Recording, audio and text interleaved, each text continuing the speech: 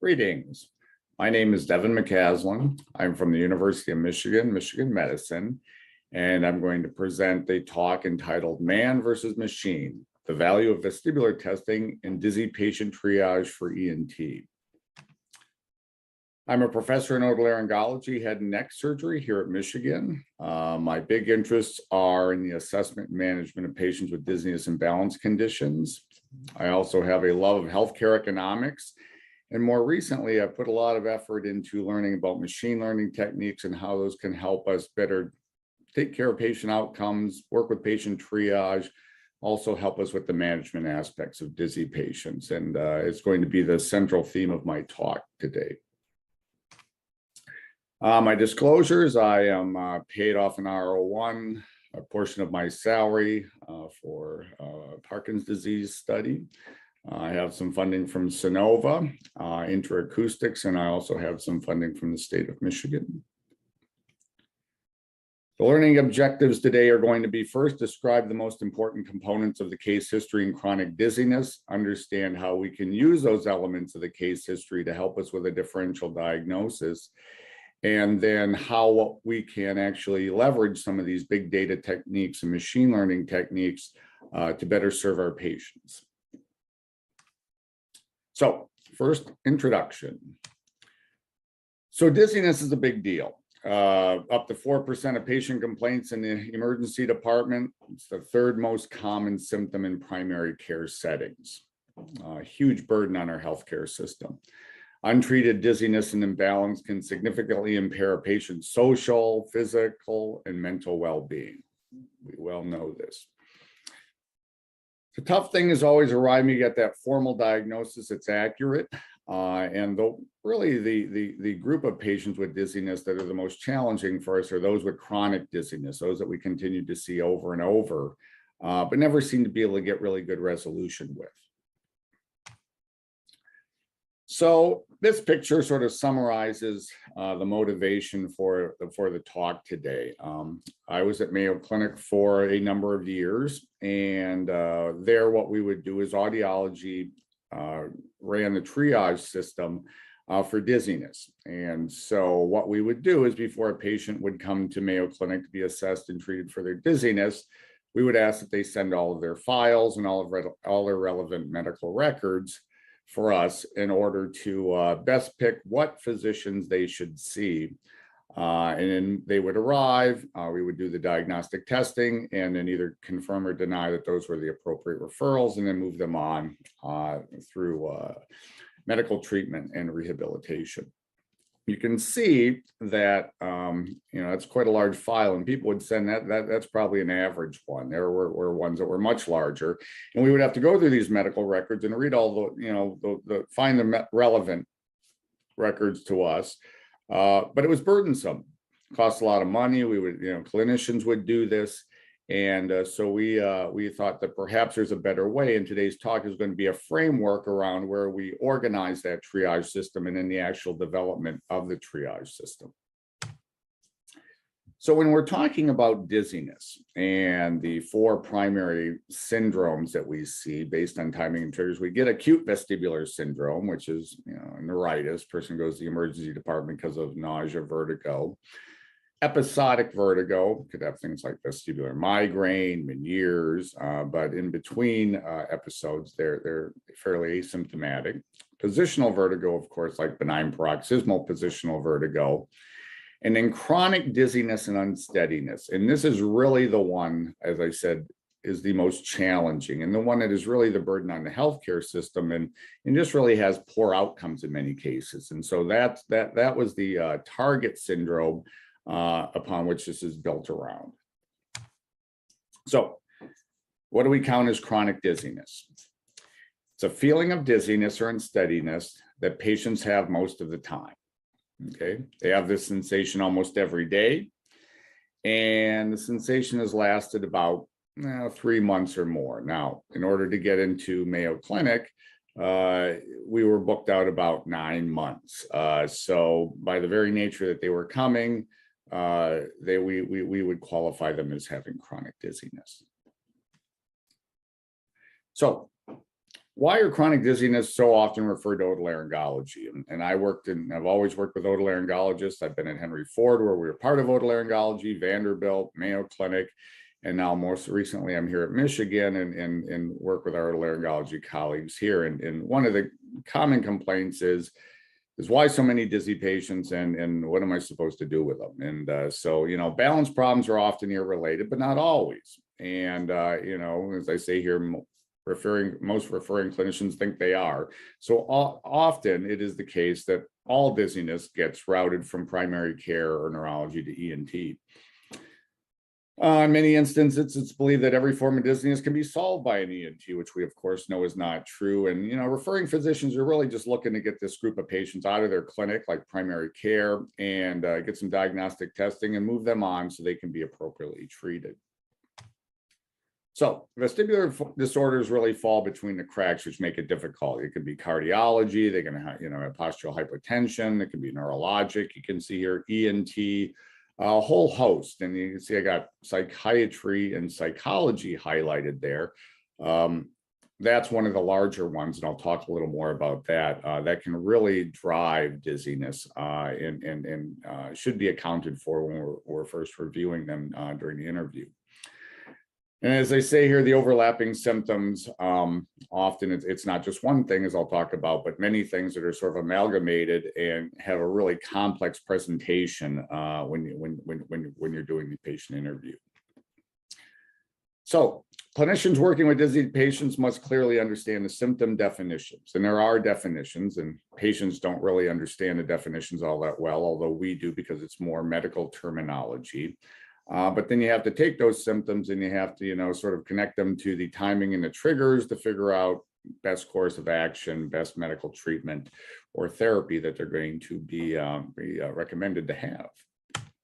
So I'm not going to go through all of these, but of course there's vertigo, which we often see with BPPV, or the episodic and positional vertigo, along with the acute vestibular syndrome. But then there's the ones that get a little more vague, like dizziness, ascension or disturbed or motion impaired spatial orientation, unsteadiness. Okay, and patients will often use these interchangeably without really understanding that, in fact, there are really definitions for each of these symptoms that they're using. So when a patient comes in, they say they're dizzy, what do they mean? And what we've learned is that as patients go through more and more physicians and they do more and more case histories with the physicians and audiologists and physical therapists that they see, they get better at knowing what the dizziness is. And so, dizziness is sort of this all-inclusive, swimming, lightheaded, foggy, headed, sort of just spatial disorientation. And people that have migraine have it a lot. It can be due to any number of sort of disorders or conditions. So what we know from Newman-Toker's work is that symptoms are pretty unreliable. Okay, they're inconsistent. And when you ask them, they at first, they think they have vertigo, but then they figure out they have dizziness, and on it goes. And sometimes it's different across appointments. And so the things we really need to focus on are really get a good grip on the timing and the triggers. Third common accompanying symptoms, and again, with symptom quality is usually what we put last. That's really not all that helpful in many cases. Patients usually don't know the difference between like an internal or an external vertigo. Are you spinning inside? Is the room going around? And many times they can't even talk about that. So we really focus our triage. We're trying to figure out where we're going to go with the differential diagnosis based on timing and triggers. So the point of all of this is that it's really not, in most cases, for chronic dizziness. And again, these are the ones that don't get better right away or have a quick resolution. It's either, not A or B. It's not vestibular migraine or BPPV or Meniere's disease and neuritis. Typically, when we see chronic dizziness patients, it's a number of things. And what I'm going to do is go through and sort of provide a framework on how I've sort of looked at this based on some of the work that Jeff Staub and Scott Eggers and the people I worked with at Mayo Clinic have looked at this. It's typically structural issues where you've got something structurally wrong with the physiology, psychiatric or psychological, and then functional. And chronic patients usually fall into a number of these, and they're all overlaid, and you really have to peel each one back with an onion and then address each one separately. And that will be sort of the how we've sort of driven this triage system. So we wrote a paper and sort of covering how we look at this framework. Here you can see it's an otology, neurotology, but it's structural. A lot of the disorders, of course, not all inclusive, but many of the disorders that we attribute to structural disorders, the functional disorders, and then psychiatric disorders. And what we found is that patients with chronic dizziness will really usually have a combination of at least 2 categories, and often 3 categories: structural, functional, and psychiatric, all working together, and each one requiring a different management. Just to sort of hit this home, in one of the AI studies, we did artificial intelligence where we would collect all this symptom data and trigger data and timing, of symptoms data. We would develop symptom clusters, and based on these groupings that we would see, BPPV, every time I lay back, I get dizzy when I sit up. And so it would group, the different sorts of clusters. And what we found is that people could have, you can see even up to there, somebody had 10 clusters. This is a pie chart showing how many of these symptom clusters did the patients have. And you can see 4, 5, 6. Many people had 3 or 4 of these groupings of clusters, which would be unexplained falls, concussion syndromes, Meniere's syndromes. So it gets complicated. You're going to usually see 3 or 4 at the same time, and they're trying to, talk about all of them at the same time. And it's sort of our job to drive the interview and sort of pick each one apart.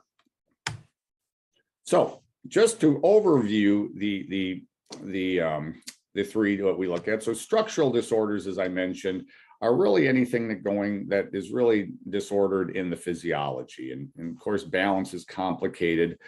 You can see, you've got the vestibular system, of course, you've got the brain, the vision, proprioception, somatosensory systems, all of this working together physiologically, the long loop pathways, if you will, to get around in your environment. And a lot of times the diagnostics that we're doing, especially vestibular testing, we're trying to find out, is the vestibular system intact or not? But there's vision, and it really requires a comprehensive set of diagnostics. You may need to do a somatosensory evoked potential to look at, somatosensation. There's a number, we're constantly doing diagnostics to try to identify this, and that's a lot of times like how audiology gets paid, actually, is to run diagnostics and say yes, there's an issue, or no, there isn't. But this is just one part, and what we found is that in chronic patients, some of these things may be disordered, but really aren't what are driving the true nature of that patient's complaints. So, of course, here what we have is a bilateral weakness. We have video head impulse testing, which can look at high frequency. We have rotational chair testing, which can look at, the mid to low frequency of the vestibular system. The caloric can look at low frequencies, but we can define, we almost have a vestibular audiometry. We can go across all the frequencies with video head impulse testing. Now we can look at all 6 canals. So we've become very, very good at the diagnostic testing, and I would argue maybe almost a little too good, because we almost over focus on abnormalities in the structural area. Of course, we see tumors that would be structural on the nerve. You can have, cerebellar issues, which would be structural. Here's a person with MS in the cerebellum. And so, as I mentioned, we have all of these tests. We now have video head impulse testing.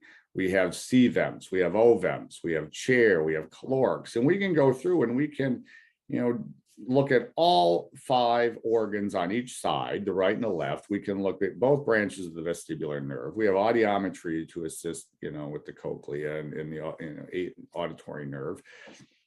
And so we become very good. You pair this with somatosensory and imaging of the brain, and we do a great job on looking at the structural issues that may or may not be impaired. But There are also psychiatric issues in dizziness, which play an enormous role, as we have found. And when you look at psychiatric issues in the dizziness population, really the general population, you can see that it is significantly lower than people with vertigo. Okay, and so depression, generalized anxiety disorder, panic disorder.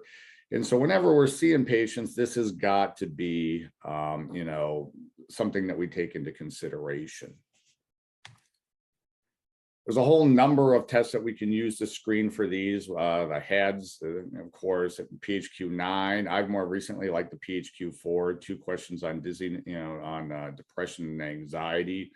And then, of course, we tend to give the dizziness handicap inventory to all of our dizzy patients. That seems to be typical wherever I've worked and people I've talked to.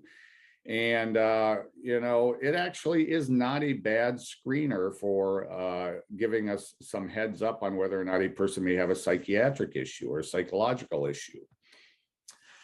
So there's a lot of different disorders that go along with the psychiatric components in dizziness. There's chronic anxiety, probably the most common generalized anxiety disorder, but there can be phobias like fear of falling, fear of vertigo, depression, panic disorder. All of these are disorders that can manifest as dizziness, a primary complaint of dizziness from the patient. You can see here psychiatric comorbidity by diagnosis. Some have gone through and looked at vestibular migraine, Meniere's, neuritis, BPPV, and what you can see is that there's a fairly high percentage, that's what those numbers are there, of people that have coexisting psychiatric comorbidities with their structural issues, okay, or their structural diagnoses. This is a paper the paper I showed before on the DHI. It's in otology, neurotology, and we're really interested in looking at, if you look at the literature, almost never does the DHI total score, subscales don't work anymore. Everybody, we figured that out. There's another paper for that, but total score of the DHI almost never correlates or has any relationship with vestibular diagnostic testing. The only case that we find that is really in bilateral vestibular weakness. Total score does seem to align with the bilateral weakness, but other than that, really there's no really strong connection scientifically between DHI and vestibular issues that found by diagnostic testing. And so that always sort of bothered me. And so we sort of got at that. I was at Mayo where I had, Jeff Staub and Scott, a lot of smart people that understand the psychiatric consequences of, on dizziness. And this is a study here where we took 93 patients that had presented with chronic dizziness. And we used that framework that I showed. So they were coded as structural, functional, or psychiatric. And so here is just sort of how we routed them through, and it sort of set up the framework for our automated triage system I'll talk about in a little bit. But we, of course, have, all the disorders that we label as structural. You can see controlled migraine, and then we have psychiatric, generalized anxiety or depression, phobias, and then the two psychiatric, the two functional ones, which are now the department 3PD. And what we showed is that DHI score without any functional or psychiatric comorbidities is relatively, not too bad, not too low. I mean, it's pretty low. It's somewhere, low 40, high 30s, low 40s in most cases. If you have someone with a psychiatric or a functional combination, you can see here the DHI total score was 63 or 64. And so significantly higher. And so we'll always see those patients that come in and say, that they're a little bit wound up and they're anxious about their dizziness, and they score really high on the DHI. And this, what we showed is that while we're looking for the structural answer, there's a lot more going on in these patients. And that when you have a score that exceeds 60, you really should consider seeing someone in behavioral medicine or have a mental health expert consultation. A score of 60 or more is typically associated, and we have the ROC curves. I'm not going to show those today, but really should be considered. And so the DHI in itself, not only telling you, regard how much the dizziness is handicapping the individual, also can be pretty sensitive in terms of identifying a psychiatric comorbidity. So exceeding a score of 60 should be considered, maybe a mental health issue should be considered. We've also found that on anxiety can actually change how we do on posturography. This is just showing us, we used to call it malingering when you didn't have any structural issues and you were falling on 5 and 6, or you were doing poor on the earlier conditions and worse on the later conditions. Now we know that anxiety plays a large role in how people do on the posturography system. And so I think, we're sort of changing almost how we look at these things as we start to consider more of these different sorts of comorbidities that come along with dizziness. So psychiatric comorbid effects on treatment, more severe symptom report and perception of impairment will happen if you have this along with a dizziness, along with an issue. The path to recovery takes longer, and they'll have lower health-related quality of life when you have a psychiatric comorbidity, which makes a lot of sense. And we know that besides even medical treatments, say you control them in years, you control the, the migraines, vestibular rehabilitation will actually help decrease dizziness handicap, reduce severity of anxiety and depression symptoms, and give them better balance. And so there's, by working with our, audiology being great on the front end with diagnostics, and we also work with our medical colleagues and our rehabilitative colleagues, and I think all three together really, we can really help with this. Functional disorders. So functional disorders are one of the most fascinating, sort of conditions I've seen. And at Mayo Clinic, this is a lot of what I saw. So a functional disorder is so called because the symptoms seem to arise in a change in the mode of action of the organ, unconnected to any perceptible alteration of structure. So meaning that structurally, everything is intact, we're using it wrong. And two of the big ones that we do that in, I'm not going to talk a lot about maldebarkment today, but is one of them, but also 3PD or this disorder of visual dependence. So maldebarkment, of course, we've all heard, you get on the boat, get off the boat, feel like you're still on the boat. And, I think most of us that work in the dizzy space have seen that, especially in Florida. Florida, you probably get more of this than anybody. And so, of course, there is a criterion by the Barony Society to sort of, do you meet criterion? They know that there's some predispositions to developing maldebarkment, being migraines. Females have it a lot more often than men. And usually, middle-aged women are typically going to be more at risk for this as well. But it's the 3PD is really what I saw a lot of, and is really probably one of the more primary sort of functional disorders that we see, and probably one of the more frustrating ones for both patients and for us as the professionals that are seeing this. But there's now a category, a diagnostic criterion for it done by the Barony Society, and you can see it here. It's dizziness from 3 or more months, persistent symptoms that are exacerbated by upright posture, active or passive motion, like walking with head movement, exposure to visual stimuli, and complex visual patterns. And there's really, when you break all this down, there's really 3 things that bother these people that have this disorder. It's visual motion, people moving around you, being in a crowd, visual complexity. And the third one that goes, when it becomes more and more severe, it becomes visual precision tasks. And that's like reading or scrolling on your phone. It's triggered by an event. And then we'll talk a little bit about how this happens. This is probably one of the biggest ones. So Platt Schwindel or agoraphobia, like we talk about 3PD and well, it's a new disorder, but it's really not. It's been around a long time, since the early 1800s, when Germans were putting cities together, and they even called it fear of the marketplace. There were people that did not want to leave their homes because of all the people milling about and all the tiles, and sort of like a big farmer's market. And so they had described what we see now in 3PD. You read back and go, oh well, they had exactly the same thing. And As Jeff Staub tells it, what happens is all of the, medical disciplines sort of broke into their, specialties, ENT and psychiatry. And what happens is this whole thing got sort of lost. And so now it's all being sort of put back together, and it's been in different forms. We've had grocery store syndrome, and, but we've all seen the people that do not like visual stimuli. It bothers them.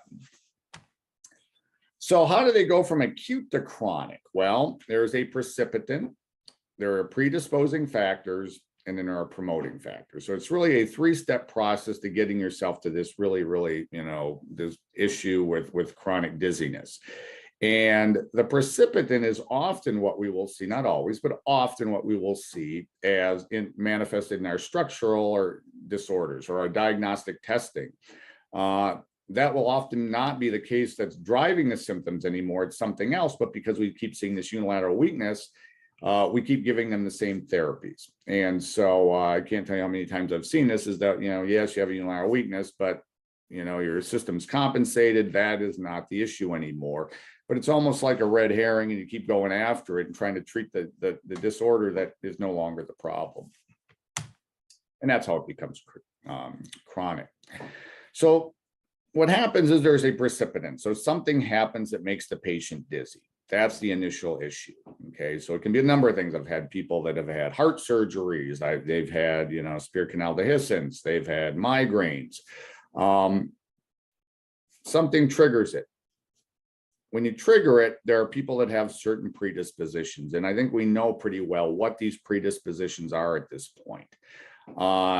A lot of work has been done here. Some more work by Jeff Staub, Neil Shepard, and Scott Eggers at Mayo, where they found that people that are more anxious or introverted are more predisposed to developing this chronic visual dependence issue, which is called 3PD. Okay. They are lower on extroversion, warmth, and positive emotions. And so they give them the EOPI, which is this very long sort of, personality profile. And so anxiety and introversion are two big ones. They've also found, again, here's some more work by others. They found that again, pre-existing anxiety related personality traits may drive us to develop this chronic dizziness issue. Also, neuroticism is a big one. So when you see people that have 3PD, what happens is they have this event, they have the predispositions, which are anxiety, neuroticism, and introversion. What happens, they become very, very worried. We're very, very visual creatures. And so what happens when we're threatened and when we become dizzy, what we actually do is we become much more visual. We will rely on the visual system, overweight it, in fact, until everything sort of clears out. And then if you don't have these predispositions, you go back to, balancing how you are with the vestibular system and somatic sensation to get around in your environment. But people that are in this issue, they will have this altered postural control. You'll see them walking. Everybody's seen this coming back from the waiting room. They have this very stiff sort of stance, walking on ice. They have altered spatial orientation. They don't like visual things that bother them. Even me talking with my hands bothers them. And there's now some interesting imaging data coming out to show that there actually is some, objective evidence looking at, the cortical integration in this group when they look at the vestibular and visual areas. And so there's some nice gait work and certainly some imaging data coming out to support this change in mode of action, where everything is still working, but they're changing how they're using it. Again, here what we go is we have neurotic personality. This is another group that found neuroticism is one of the big issues. So what we would do is in the development of this artificial intelligence system that we would do that would collect all of the data on dizzy patients and all, what we found is that in this chronic group, the number one, you can see here, this is a question, do you currently or have been diagnosed in the past with any of the following?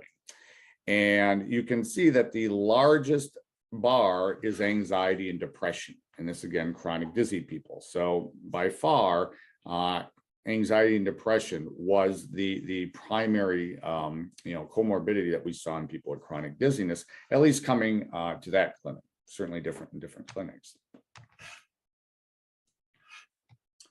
So again, to reiterate, so we have an acute vestibular event or something that happens with dizziness. You may have a predisposition, which is anxiety, and now you're led into this chronic dizziness issue. What happens is, as I said before, sort of alluded to, is that when we become very, very dizzy, we have an acute vestibular syndrome or something happens, we will adopt this, what's called high-risk postural control strategy. And what you do is you have a stiffened posture control, and you have shorter stride length. And so the best example of this is, when you're in a threatened environment, my daughter does gymnastics. And so she has this little balance beam that she puts on the floor, but it's really low to the floor. And so, she's able to practice, and she does it without risk because she's not, 20 feet in the air and going to get hurt. What's interesting is that these people that are in this threatened mode with the very, very stiffened postural control, we can actually make people without 3PD walk just like people with 3PD.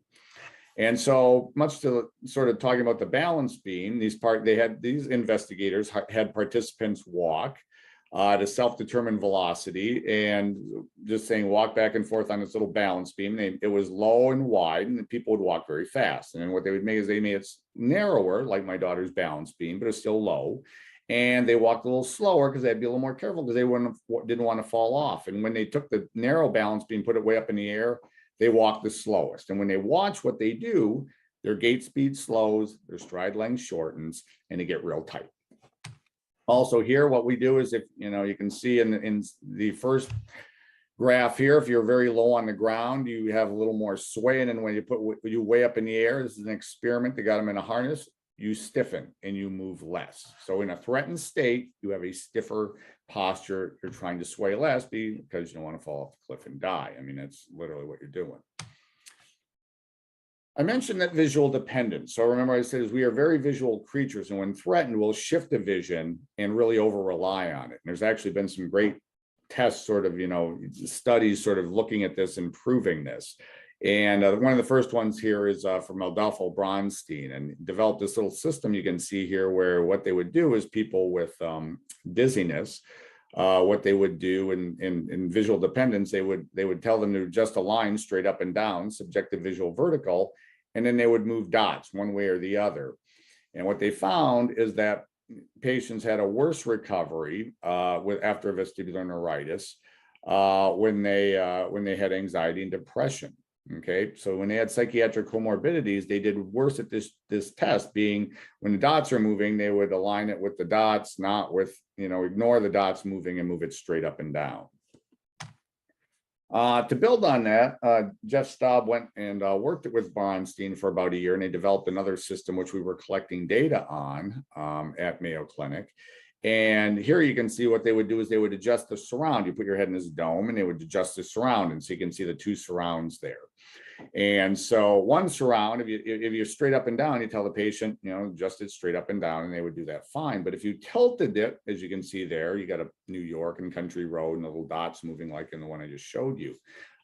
They would align the dot, people with 3PD, anxiety, depression, what we thought was visual dependence after meeting a criteria. They would align the line with however the picture was oriented. They would, you'd be told, ignore that the picture's tilted or straight up and down, just align the line straight up and down. And they knew they were sitting in a chair, they could feel the chair, the vestibular system was telling about the gravitational vector through their head, still turn the line to align it with the picture in the background, because they were overly reliant on vision. And people that do that, when they get into a grocery store or something like that, what happens is, again, you're supposed to reweight it. You would reweight vision less. They don't. And so that's why all of these things bother them that are visual. And again, patterns are really bad. This is literally carpet there in the middle. That is from the Kaler Hotel at Mayo Clinic, which is, I don't even know where you buy carpet like that. But, and the other one is from the Kaler Hotel as well. A little bit of a shining kind of feel, but they would come back they would stay in the Kaler Hotel. The Kalers and Mayos were good friends. The Kaler Hotel is attached to Mayo Clinic, and they would, people with visual dependence would come from there to go to clinic, and they would be absolutely a mess because they had to walk through that. So again, the idea is that you have the precipitant where something happens. You have the predisposing factors, which we see neuroticism, introversion, and anxiety. If you have those, you get kicked into this loop and you become visual dependent. The psychiatric comorbidities drive this, and they can't get out of it. And that's when they begin to develop this chronic dizziness. And so, back at the precipitant, they may have had an acute vestibular syndrome. The system is completely compensated both statically and dynamically. That's no longer the problem. It's not going to, VRT or ×1 ×2 isn't going to help them anymore. It really needs to be maybe habituation or something to address the functional disorder that is 3PD. So, as I talked a little bit about before, they have this very, very sort of, characteristic gait, a functional gait.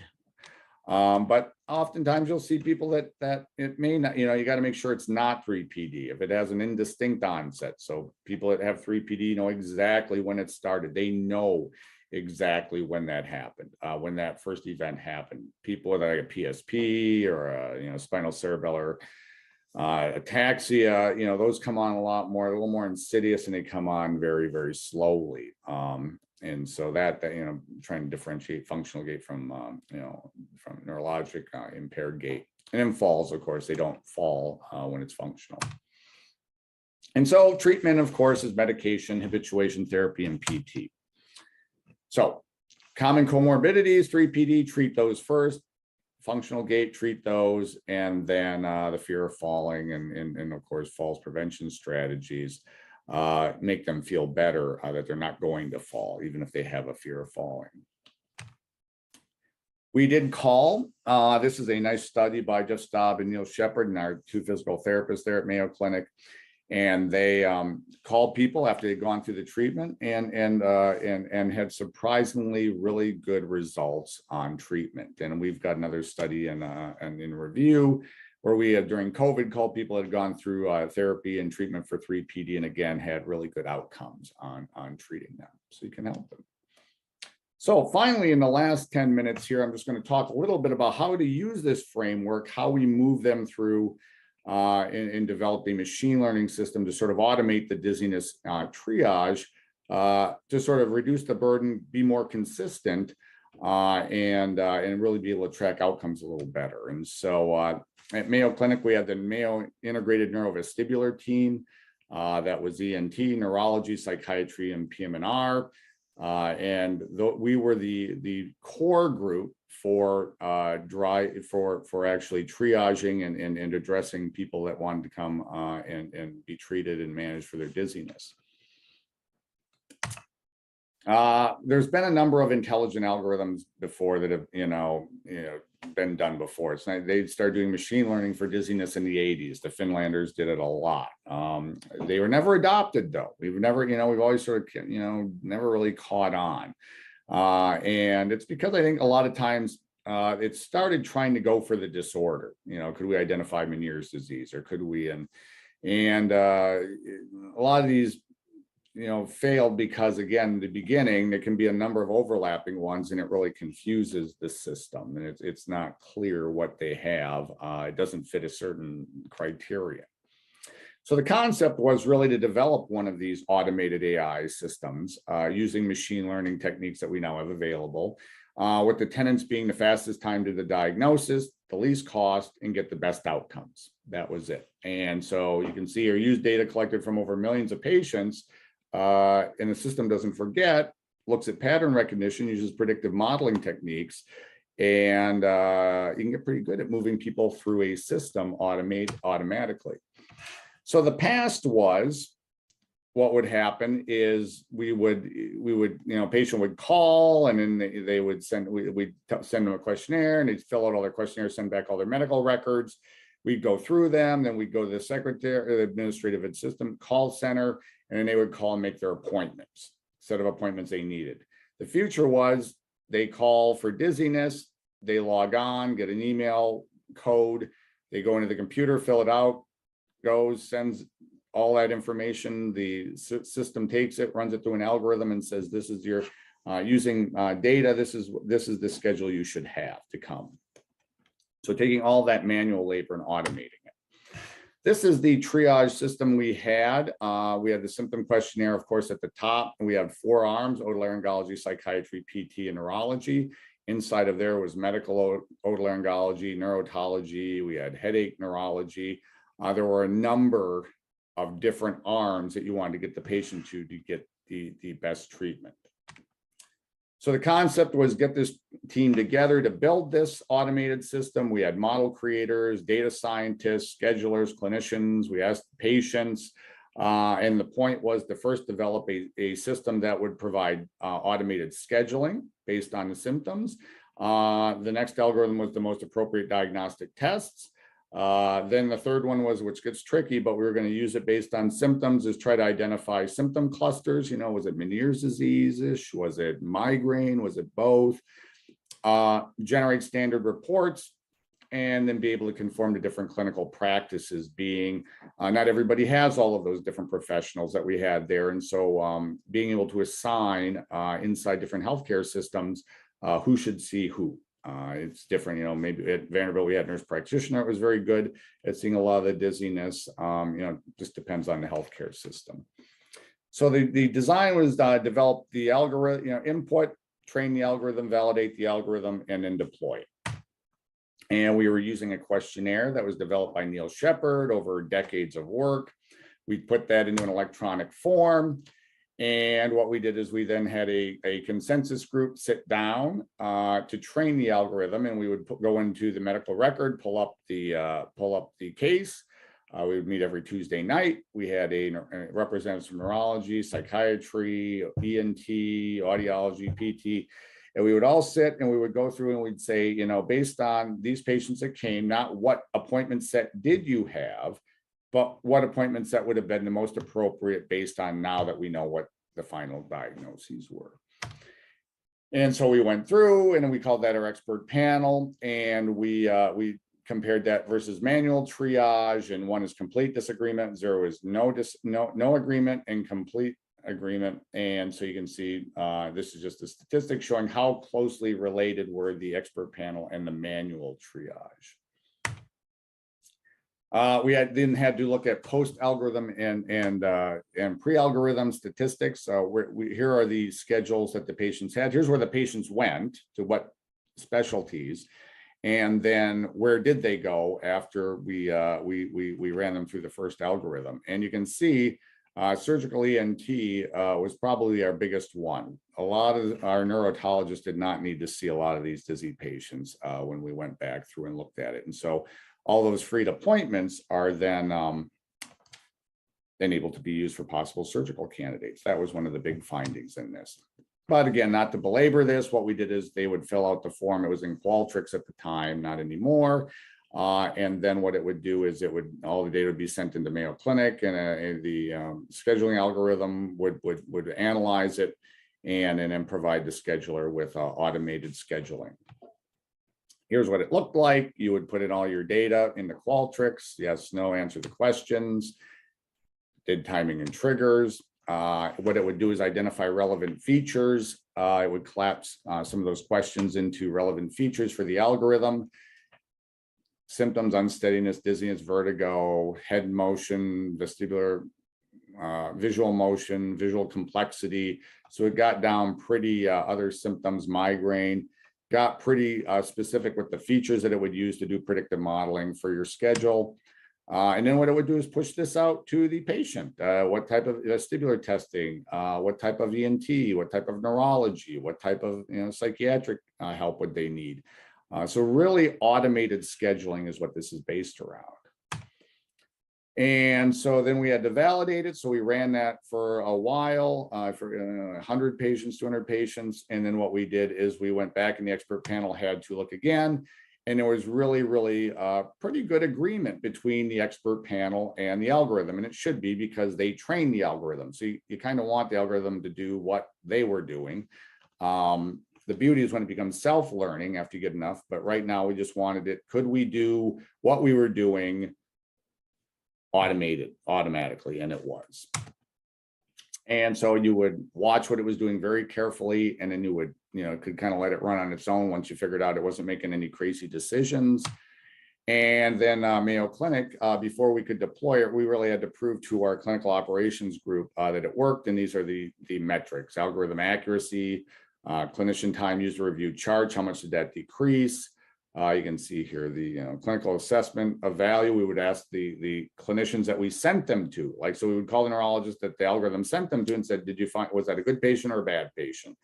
And they would, they would rate how appropriate that patient was for their practice. Accuracy is very high, but again, it's doing what we told it to do. It shouldn't be surprising. And then we went and we marketed it, and we then commercialized it, and have an advisory board, ENT, Miles Magnuson and Michael Karlberg, and our group there at Mayo. And what we did then is developed with a group. It was Health at the time, but actually commercialized Dizzy Guide, which is now the commercial form of the algorithm that we were using at Mayo, based around it. And so, just to give you a little example, they can enter it into their phone. It will go through and they type in their name. They can do it on an iPad, on their phone, enter all their information, goes through, and it gives them all of their case history work. And then what we can do is it'll provide on the clinician side, the symptom clusters, the recommendations for tests, and the predicted scheduling. So it's sort of a nice way to automate all of this effort. We ran it through the vestibular disorder group, VITA, and which was nice, and we allowed them to take it.